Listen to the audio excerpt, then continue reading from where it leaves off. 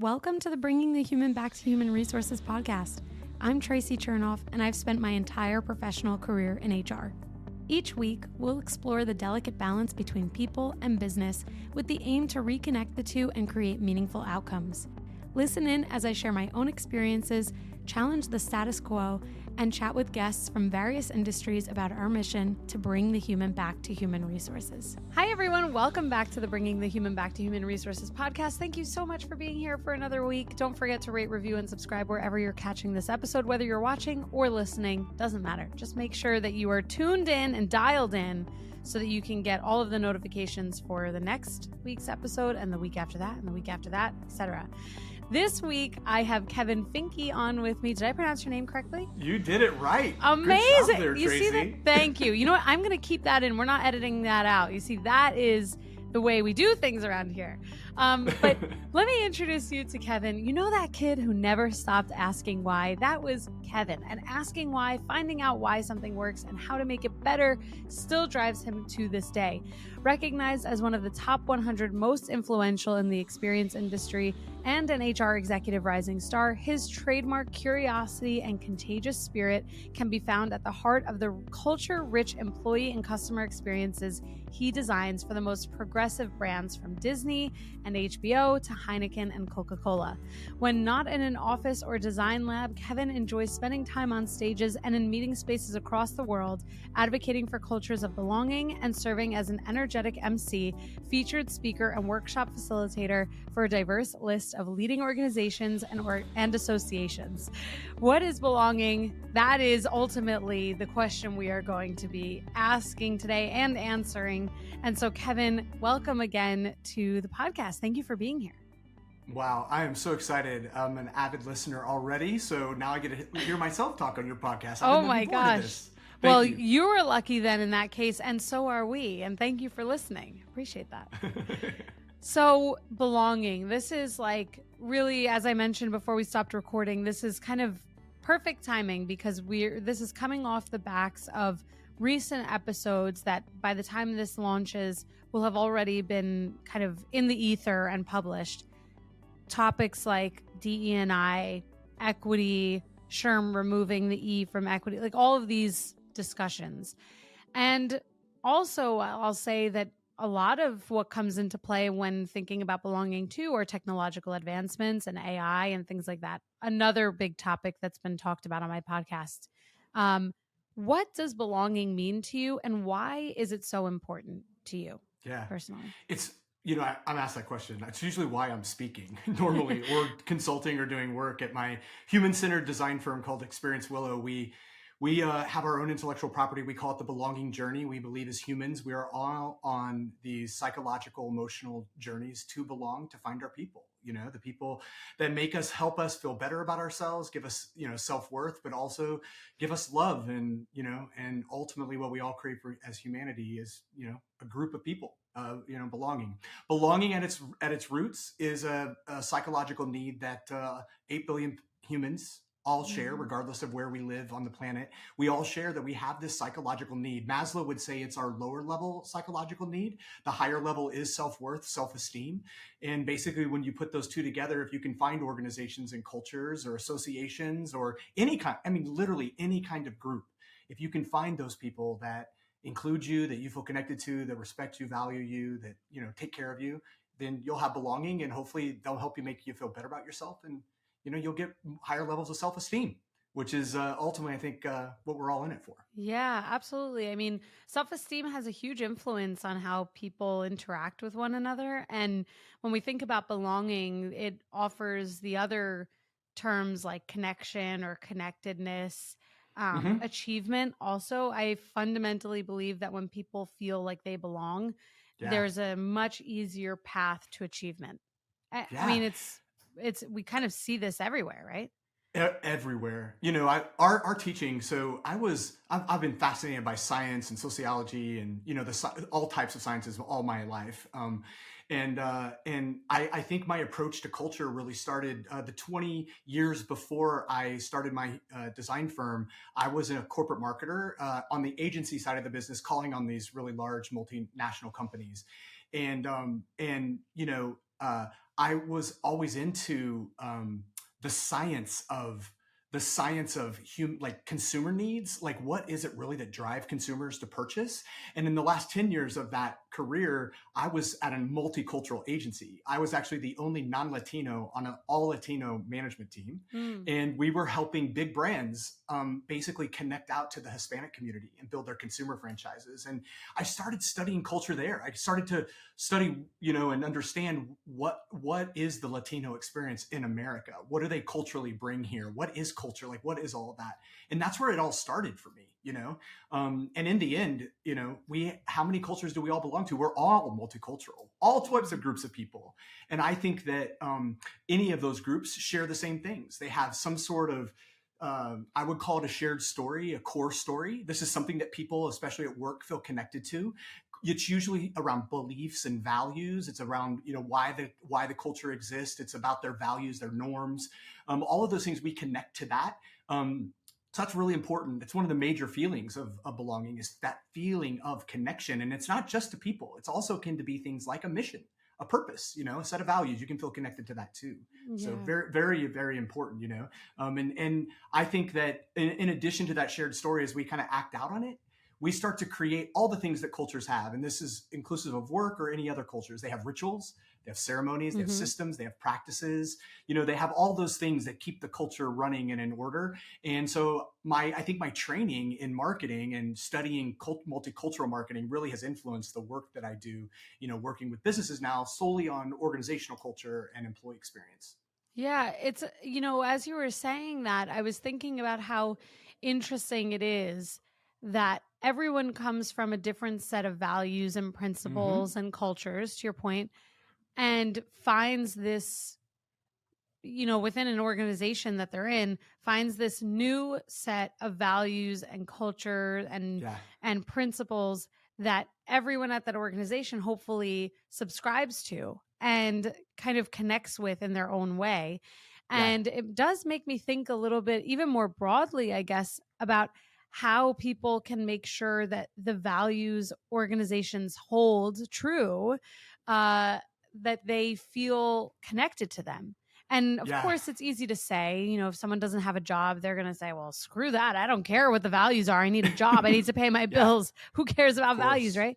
But at the end of the day, belonging can't happen unless there is that desire to subscribe to those values, right? That's it. It is. It's true. I mean, the way I kind of think of it in our belonging work, we talk about as designers, how might we help cultivate careers of belonging? And all of the work that flows out of there is very individual. It's like, how do I craft a career where I find belonging? Because what we know through data now and through all the work that Gallup and Qualtrics and all these companies have been doing as they've studied belonging, as they've studied engagement, belonging is the key driver of engagement.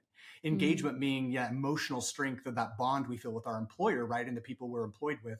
And if you can find your people, like you have so that starts with understanding who you are. And a lot of people don't, I think, sometimes put into practice, what is my purpose? What are my values? They don't go through exercises. They don't go through, maybe they don't take Clifton Strengths and understand that they have some very true strengths and talents.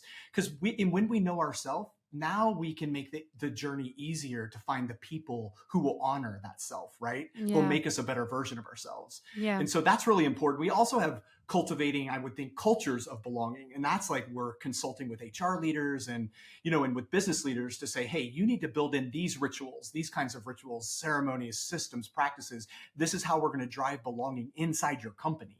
And so we have two very different audiences we speak with, but at the heart of it, it's, one is crafting the conditions for belonging and engagement. The other is thinking about, well, how do I find my people where I know I will find a sense of belonging and engagement? Very active in that way. Many people don't think of their careers or when they're interviewing about that. I'm actively trying to find my people. It's that I'm trying to get hired. It's two different things, but I think both can be true at the same time. Oh, totally. That's one of my favorite phrases, that two things can be true at the same time. And one of the things I guess I'm curious about, really your perspective on, is coming off the backs of a conversation that I had with a founder recently of an organization. And they said that like they had this particular value that they Mm-hmm. created when they started the company, and that the value, the way that the way that it survives in the organization today is not commensurate with what they intended, and it doesn't reflect the intention that they had when they created Mm-hmm. that value. What do you do when you have a client or a founder or a business leader who says that to you, and they say, well, I still want this value to be this way? Our organization, so the value that they want it to be is X, but the value that the organization is actually, basically replicating and breathing into and executing on or displaying is Y. Yeah. Is there a way to fix that? Is there a way to say, okay, well, we need to rewrite this, or what do you do in that situation? Well, one is I think values can be mobile, meaning that they, based on what the strategic vision of the company is, what their priorities and goals are, you need your people valuing certain ideals, concepts, philosophies, whatever the things are that you value. You need them valuing those things so that you can get to your vision. And, a company that I worked with that really got me going in this work, really, because I started in the consumer marketing space with them. And the next thing I know, their chief HR officer was like, Kevin, I think you're in the wrong field. And I have a degree in advertising. I had been in advertising for like 20 years. And I said, what do you mean? And she's like, well, when you talk about brands, you talk about culture and the employees living the brand, and you're really passionate about it. She goes, have you ever thought you're an HR guy? And I was like, I don't know. I've never, no. And she was like, come with me. We're going through a transformation. We are a manufacturing company becoming a technology company. Two very different cultures, as we know, right? And so she was like, help me bridge that gap. Help me be a culture transformation catalyst for me. The first place we went to was, what is our purpose as a company, right? What is our purpose? So what's our contribution and impact in the world? And the other thing we said is, how do we, manage that purpose? How do we need to behave to bring that purpose to life?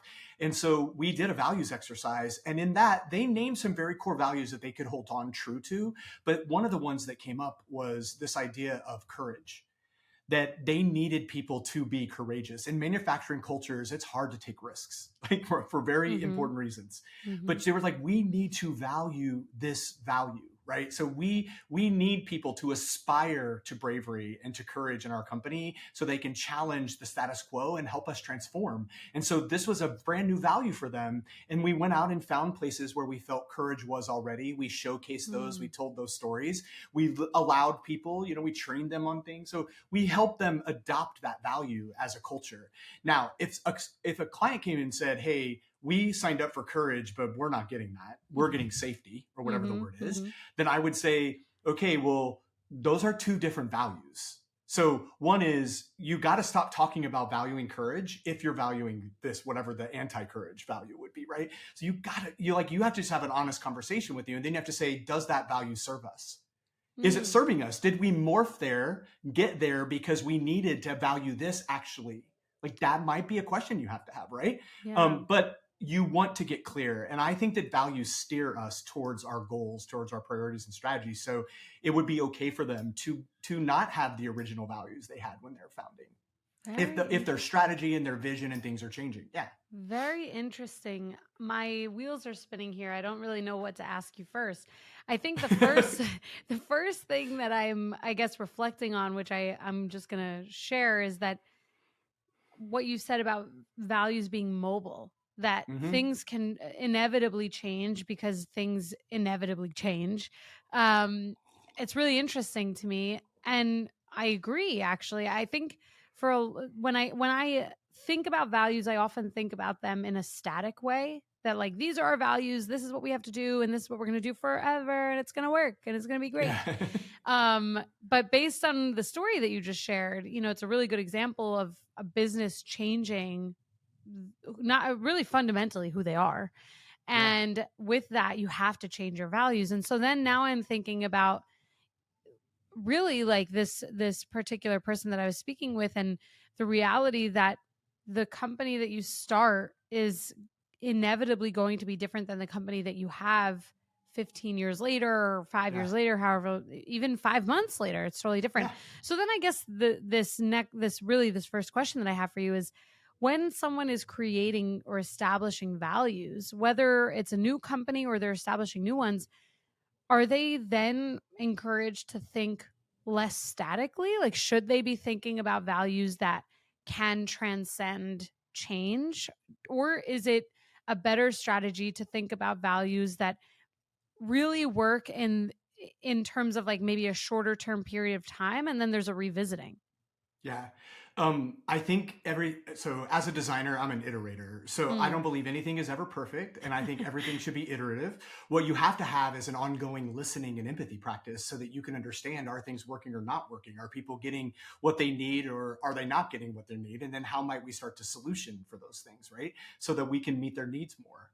So I would think that my message, I'm actually a big part of the work we're doing right now is designing the core story of companies. Coming out of COVID, workers and organizations are craving clarity. Yeah, that's true. And truth.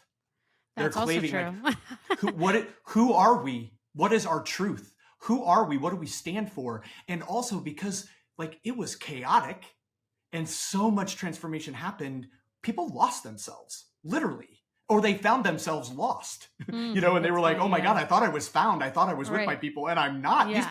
These are horrible people to go through a pandemic with, or whatever they might be saying. Whatever they're, yeah. So when we're designing a core story, we believe the core story of every culture has 5 parts. And these are the 5 that we always want when we start with any company, we're like, can you tell us what these 5 things are at your company?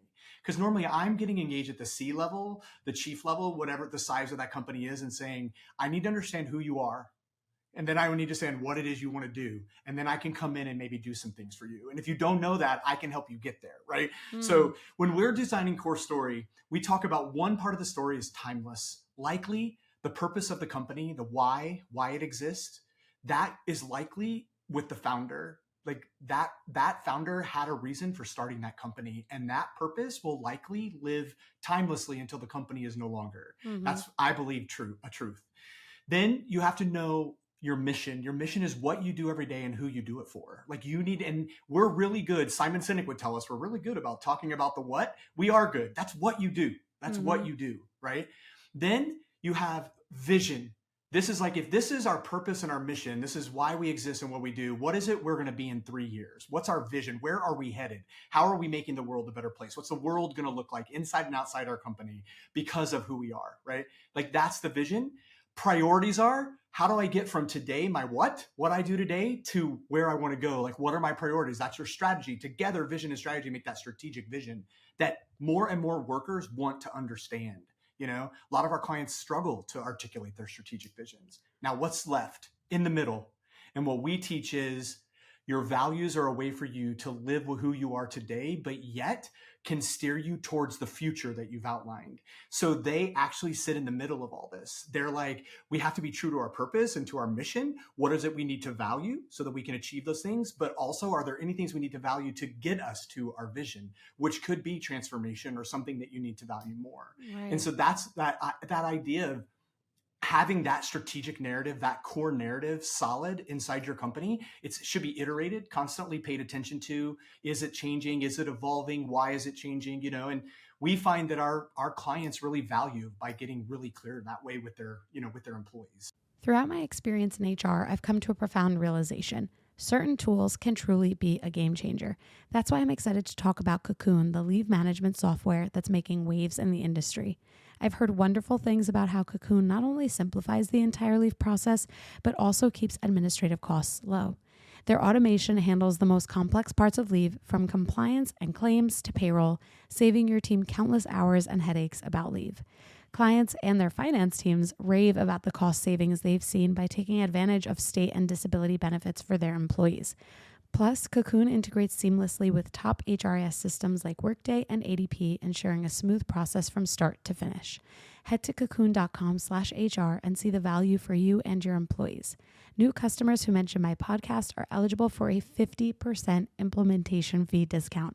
Again, that's cocoon.com/HR, COCOON.com/HR.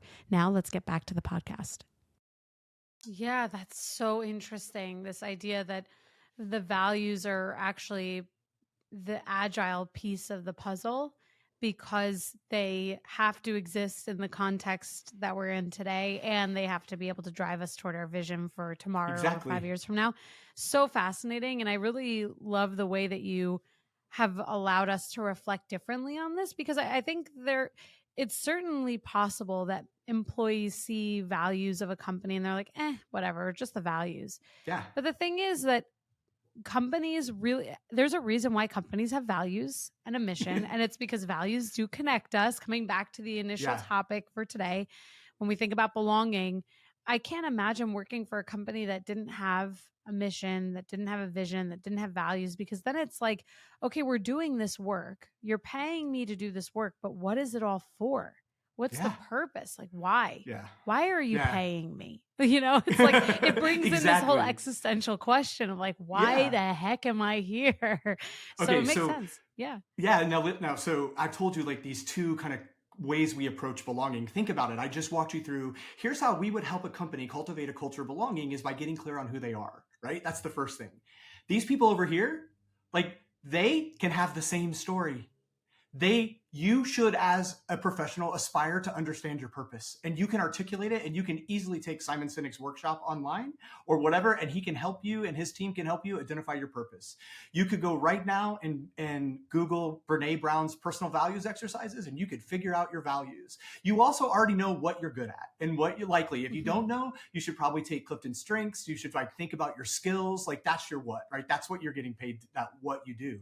Then what's left is strategy and vision. And for me, that is life strategy, life vision, career vision. Where is it I want to be in my career? Where is it I want to be in my life? How is my career, one of the cultures I belong to? Or it could be multiple cultures. Mm-hmm. Like, how is that driving me towards my life goals? That's having a strategy and a vision for your life. Now imagine you've got that, and you come to this company to interview, you're like, tell me about your mission. And you're like thinking about what your mission is. And you're thinking about what you get excited about and what you're strong. You're basically trying to find out if you're not just your values, you're trying to find out whether or not, and maybe you won't know through the interview process, but you'll be intrigued enough to get hired, and then you'll go and you'll start navigating. But you always should be in pursuit as an individual for your people, for what it is you stand for. And become the most perfect version of that, or imperfect version of that, I would say, because you can iterate. But it's at the heart of my teaching, our team's teaching, Yeah. clarity, Yeah, that's amazing. So important.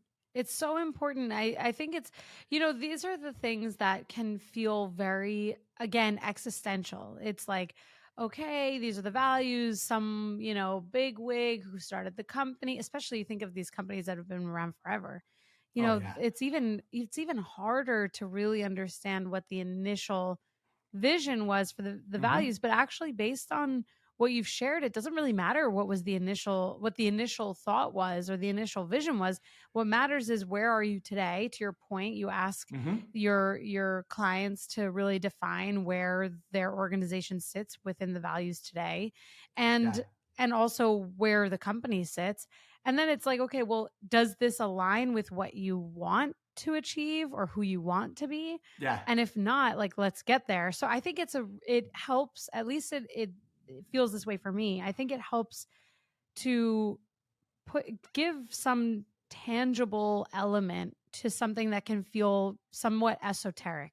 Like values just really, especially depending on where someone sits in an organization. Naturally, a lot of my listeners are in HR or pursuing an HR career at some point.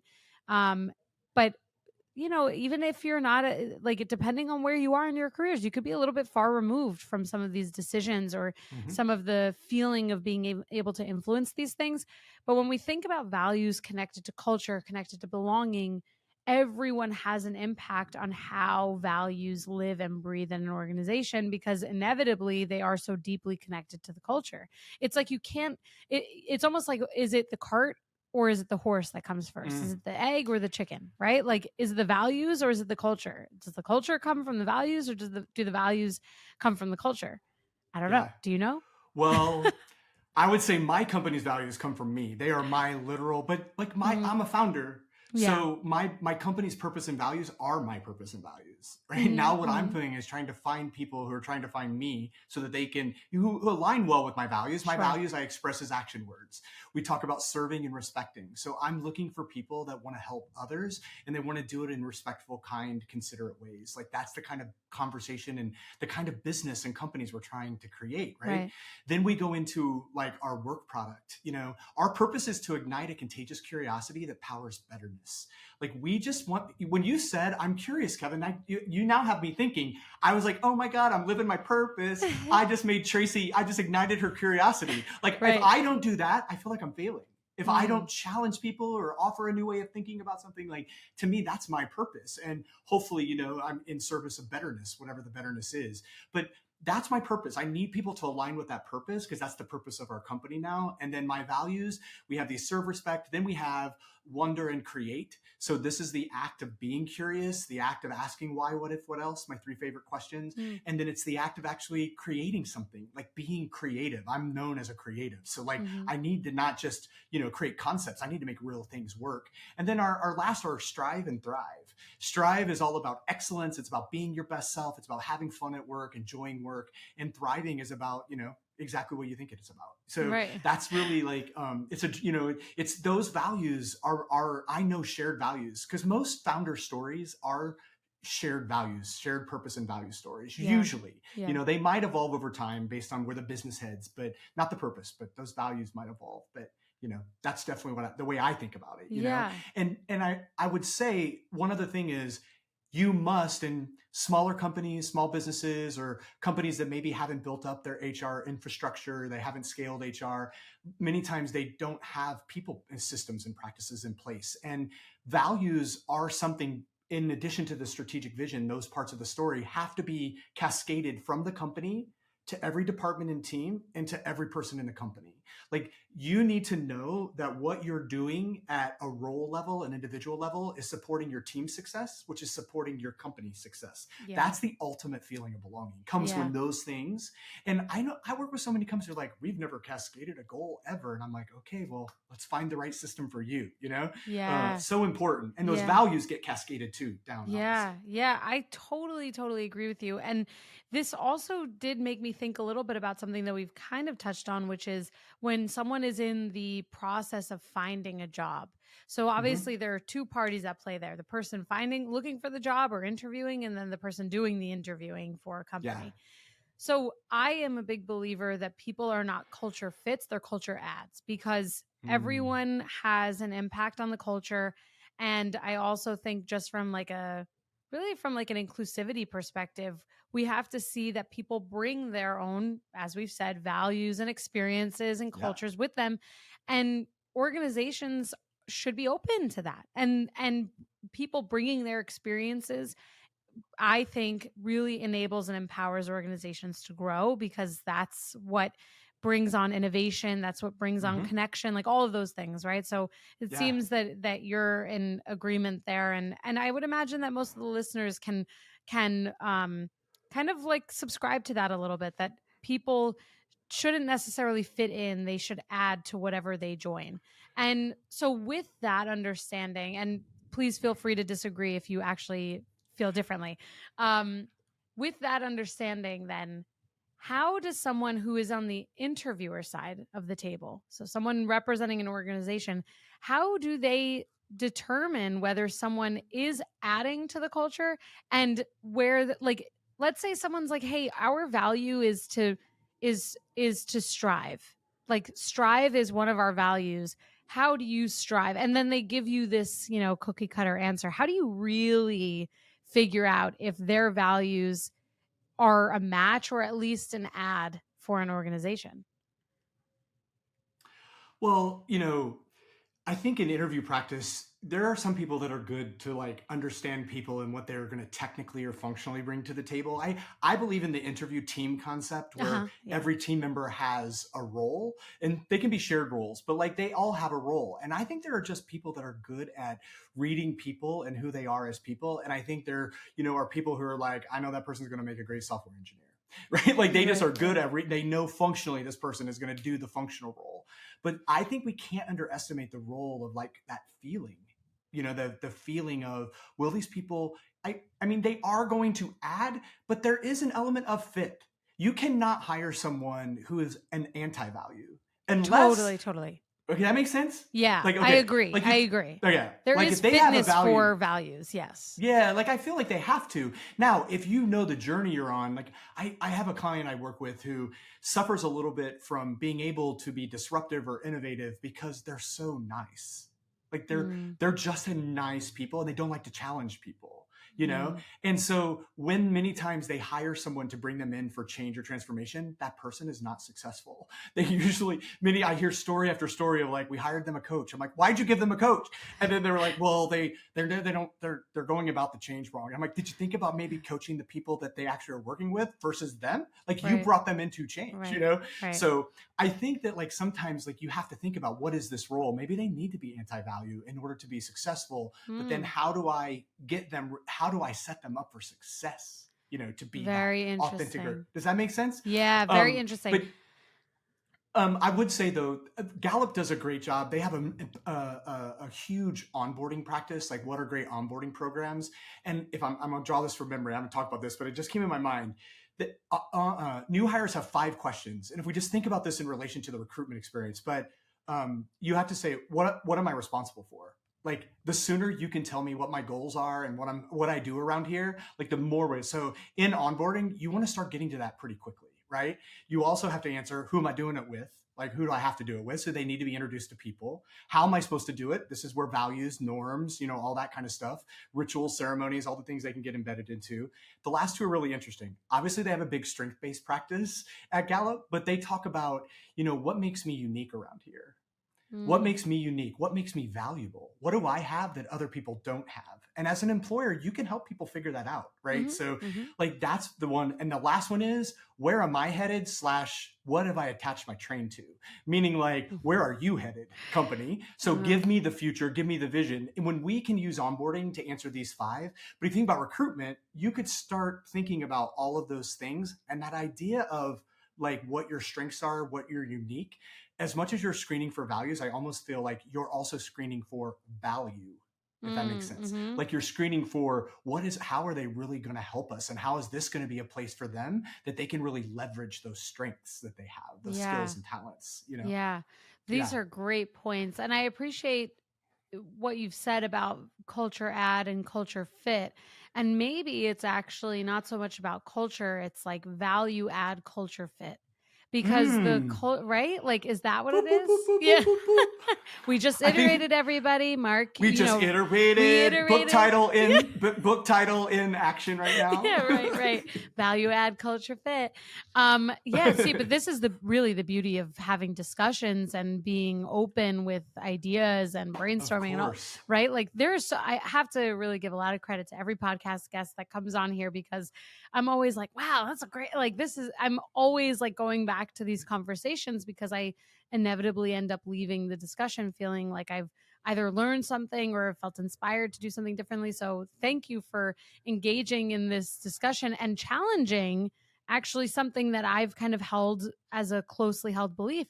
But really coming back to this, if it's value add culture fit, then we acknowledge that cultures of organizations are deeply held, and there has to be some fitness, to your point, and the values, as we know, which can and will be iterated on, there's an add there, because there does have to also, to your point, be some match between the values. There has to be some harmony there. So I like where we've gotten to. Well, and I feel like culture fit is almost inclusion.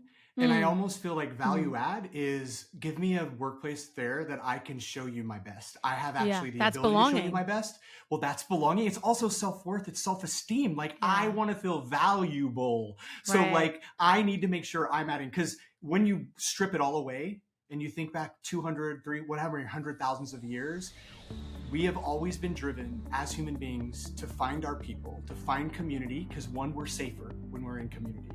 But we actually also can find value, we can find meaning, we can self-achieve, self-actualize, right? So like, it's really important. There's like safety and, you know, and security, but there's also belonging and self-worth and, you know, self-achievement, and all those things are very true when we're in groups of people. So we want to find the people that allow us to, that really, I guess, in an essence, allow us to have all of our needs, whether they're physical, safety, security needs, but also our psychological needs, you know, and our fulfillment needs. Wow. To be met. Yeah. We 1,000%. And you know, Kevin, I think we just came full circle without even realizing that we came full circle, because we started talking about self-esteem and all of that and belonging. And here we are coming back to self-esteem and belonging. And we didn't even know that we got here.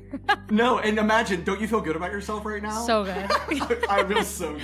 Like, go me. Good. I can go on with my day feeling so accomplished. Value added. I love it. That's amazing. No, first of all, I really appreciate that you've come on the podcast and again have given us some tangible elements of understanding here, or I should say understanding through things that are tangible, because I do think it, again, like these things can be a bit like existential and it's sometimes really hard to understand like why values and belonging and culture and all of this actually really matters.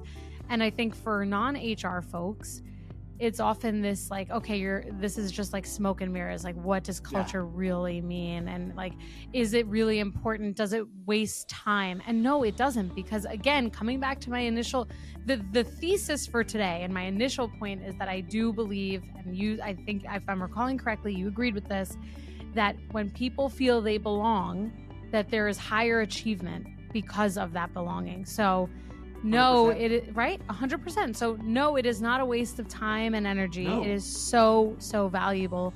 You have added value to this podcast, Kevin. Thank you so much for being here today and for, you know, sharing again some really, really wise and informative and interesting points for us to walk away with.